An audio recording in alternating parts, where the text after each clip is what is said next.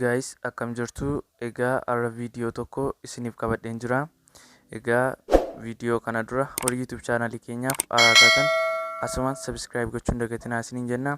Viidiyoon har'a isiniif qabadhee dhiyaadhees egaanii haala kamiinitu bilbilli keenya akka inni hin hojjenne gochuu dandeenya isa jedhuudhaani, yookaan immoo yeroo namni isiniif bilbilu akka inni hin baane gochuu haala kamiin dandeessu koodii kana fayyadamaa isiniin jenna.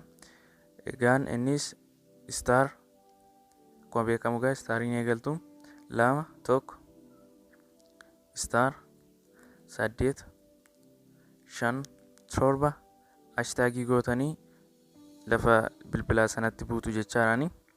Saniin booda gaan maalis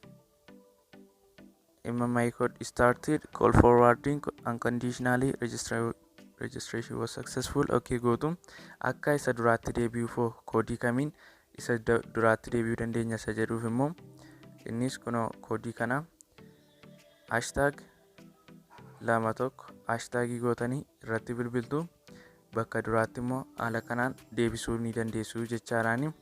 Warroonni egaatini tiippiin akkasii fayyadamuun isinitti tole immoo chaanaalii keenya kana subscribe gochuun dagatinaa.